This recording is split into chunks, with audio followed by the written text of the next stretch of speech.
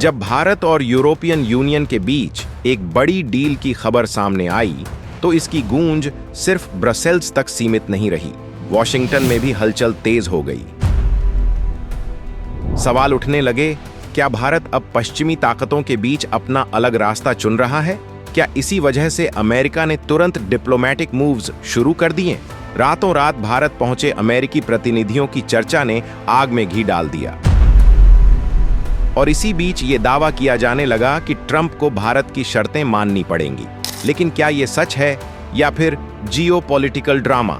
आज हम इसी कहानी की परतें खोलेंगे, तो बने रहिए हमारे साथ इस वीडियो के आखिर तक। लेकिन आगे बढ़ने से पहले कमेंट्स में जरूर लिखें जय हिंद। इसी तरह की और रहस्यमयी जानकारी प्राप्त करने के लिए हमारे चैनल ट्रू हिस्ट्री को आज ही सब्सक्राइब करें और बेल आइकॉन को प्रेस करें। पहले कई सालों तक दुनिया में ज्यादातर ताकत एक ही देश के पास थी। कोल्ड वॉर के बाद अमेरिका सबसे ताकतवर देश बन गया था और दुनिया के बड़े फैसलों में उसी की चलती थी। लेकिन अब हालात बदल रहे हैं। आज दुनिया ऐसी नहीं रही जहां सिर्फ एक ही देश सब कुछ तय करे। अब कई देश ताकतवर हो रहे हैं और मिलकर दुनिया को चला रहे हैं। चीन तेजी से आगे बढ़ा है, रूस ज्यादा सक्रिय हो गया है और मिडिल ईस्ट में भी बहुत कुछ बदल रहा है। इन सब वजहों से दुनिया का संतुलन बदल रहा है। इसी बीच भारत भी मजबूत बनकर सामने आया है। भारत अब किसी एक ग्रुप के साथ मजबूर होकर नहीं चलता, बल्कि अपने देश के फायदे के हिसाब से फैसले करता है। भारत न पूरी तरह पश्चिमी देशों के पीछे चलता है और न ही किसी दूसरे गुट में फंसा है। यही वजह है कि आज भारत को एक ऐसा देश माना जाता है जो अपने पैरों पर खड़ा है। दूसरी तरफ यूरोपियन यूनियन भी अब केवल अमेरिका पर निर्भर नहीं रहना चाहता। एशिया दुनिया की सबसे तेजी से बढ़ती इकोनॉमी बन चुका है और भारत उसका बड़ा केंद्र है। चीन से जुड़ी अनिश्चितताओं के कारण ईयू अब एशिया में एक भरोसेमंद, लोकतांत्रिक और स्थिर साझेदार ढूंढ रहा है और यहीं से भारत की भूमिका वैश्विक राजनीति में और अहम हो जाती है। भारत ईयू डील को लेकर सबसे जरूरी बात यह समझना है कि यह कोई अचानक हुआ समझौता नहीं है, बल्कि लंबे समय से चल रही बातचीत का हिस्सा है। इस डील का मुख्य ढांचा FTA यानी फ्री ट्रेड एग्रीमेंट है।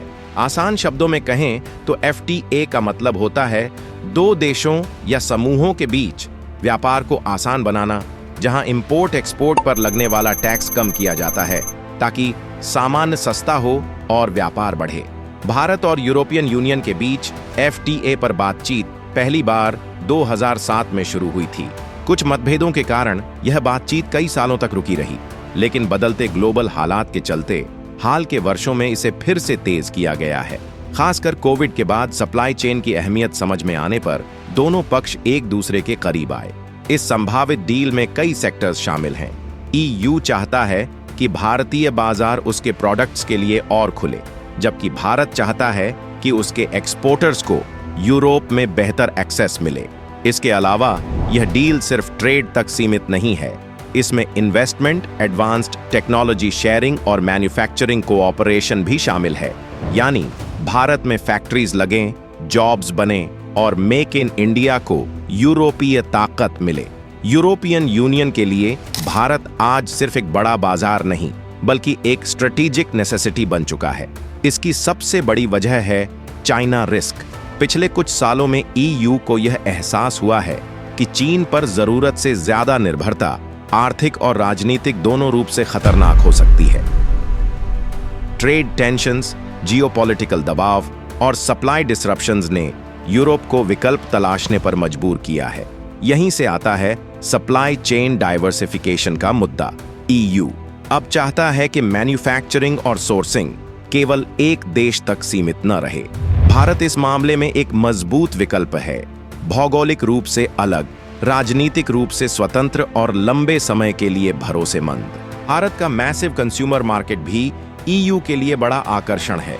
बढ़ती मिडिल क्लास, युवा आबादी और तेजी से बढ़ती परचेसिंग पावर यूरोपीय कंपनियों को भारत की ओर खींचती है। सबसे अहम बात है भारत का स्किल्ड मैन पावर और लोकतांत्रिक ढांचा। EU के लिए वैल्यूज भी मायने रखती हैं। एक लोकतांत्रिक कानून आधारित सिस्टम वाला देश जहां टैलेंट उपलब्ध हो और लॉन्ग टर्म स्टेबिलिटी हो, भारत इन सभी कसौटियों पर खरा उतरता है। भारत के लिए ईयू के साथ डील सिर्फ डिप्लोमेटिक विन नहीं बल्कि एक बड़ा इकोनॉमिक अपॉर्चुनिटी है। सबसे पहला और सीधा फायदा है एक्सपोर्ट्स में तेज बढ़ोतरी।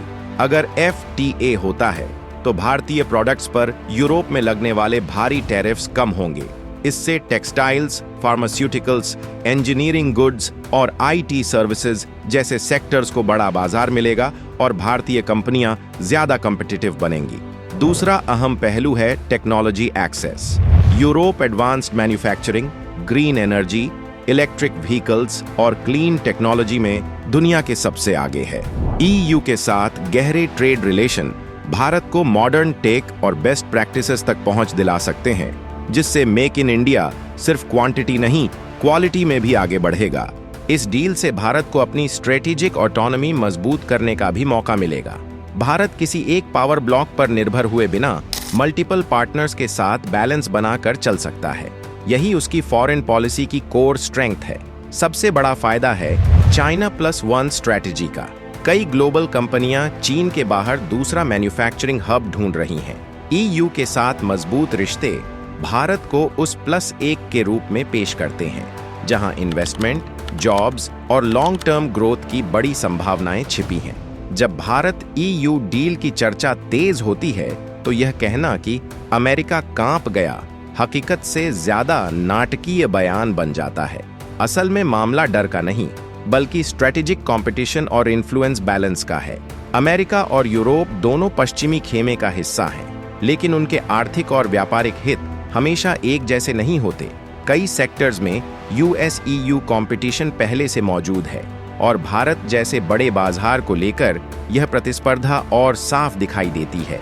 अमेरिका की एक चिंता यह भी होती है कि अगर भारत EU के साथ बहुत गहरे इकोनॉमिक टाइज बना लेता है तो इससे कुछ हद तक US इन्फ्लुएंस डाइल्यूट हो सकता है, खासकर टेक्नोलॉजी, ट्रेड स्टैंडर्ड्स और इन्वेस्टमेंट रूल्स के मामले में। अमेरिका चाहता है कि भारत उसकी बनाई हुई ग्लोबल सप्लाई चेन और नॉर्म्स के करीब रहे। इसके अलावा अमेरिका की इंडो पैसिफिक स्ट्रेटेजी में भारत एक की पिलर है। चाइना को बैलेंस करने के लिए US भारत को सिर्फ मिलिट्री पार्टनर नहीं बल्कि इकोनॉमिक एलाई भी मानता है। ऐसे में वह यह देखता है कि भारत किसी भी डील में पूरी तरह किसी एक दिशा में न झुक जाए। सबसे अहम बात यह है कि भारत अब इंडिपेंडेंट स्टैंड लेता है। वह दबाव में आकर फैसले नहीं करता बल्कि अपने नेशनल इंटरेस्ट को प्राथमिकता देता है। और यही बात कभी-कभी अमेरिका को असहज करती है। डरा नहीं। रातों रात भारत पहुंचे खास अमेरिकी दूत जैसी पंक्तियां सुनने में भले ही फिल्मी लगें, लेकिन असली डिप्लोमेसी इससे काफी अलग होती है। अंतर्राष्ट्रीय रिश्तों में डिप्लोमेटिक विजिट्स एक रूटीन प्रक्रिया होती है। बड़े देशों के बीच इनवॉयज, ऑफिशियल्स और डेलीगेशंस का आना जाना लगातार चलता रहता है, खासकर जब ट्रेड, डिफेंस या रीजनल सिक्योरिटी जैसे मुद्दों पर बातचीत हो रही हो। यहाँ जरूरी फर्क समझना चाहिए रेगुलर एनवॉयज और इमरजेंसी विजिट्स के बीच। इमरजेंसी या क्राइसिस विजिट तब होती है जब कोई युद्ध, बड़ा टकराव या अचानक कूटनीतिक संकट खड़ा हो। भारत EU डील के मामले में ऐसा कोई क्राइसिस नहीं था। इसके बावजूद कुछ मीडिया रिपोर्ट्स ने सामान्य यात्राओं को खास दूत और अर्जेंट मिशन के रूप में पेश किया। यहीं से शुरू होती है मीडिया एग्जैजरेशन टैक्टिक्स। कुछ सेलेक्टिव जानकारी उठाकर स्ट्रॉन्ग शब्दों में हेडलाइन बना दी जाती है ताकि अटेंशन मिले। इसमें अक्सर अनोनिमस सोर्सेज का सहारा लिया जाता है, यानी सूत्रों के मुताबिक या जानकारों का कहना है। ऐसे सोर्सेज की न तो पहचान होती है और न ही जवाबदेही। इसी टेक्निक से एक रूटीन डिप्लोमेटिक एक्टिविटी को सेंसेशनल कहानी बना दिया गया। डोनाल्ड ट्रंप के दौर में भारत अमेरिका रिश्ते न तो पूरी तरह स्मूथ थे और न ही पूरी तरह टकराव वाले। यह रिश्ता स्ट्रेटेजिक क्लोजनेस और ट्रेड फ्रिक्शन का मिला जुला रूप था। एक तरफ ट्रंप भारत को इंडो पैसिफिक में अहम पार्टनर मानते थे, दूसरी तरफ ट्रेड इम्बैलेंस को लेकर खुलकर दबाव भी बनाते थे। ट्रंप की सोच हमेशा अमेरिका फर्स्ट रही।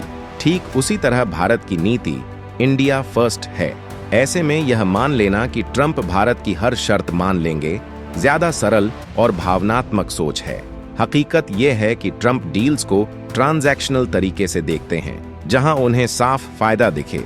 वहीं समझौता करते हैं। भारत के साथ भी यही हुआ। डिफेंस कोऑपरेशन बढ़ा, लेकिन ट्रेड इश्यूज पर सख्त भाषा बनी रही। वीजा, टैरिफ्स और मार्केट एक्सेस जैसे मुद्दों पर मतभेद खुले तौर पर सामने आए। इसलिए यह कहना कि ट्रंप भारत के सामने झुक जाएंगे रियलिटी से दूर है।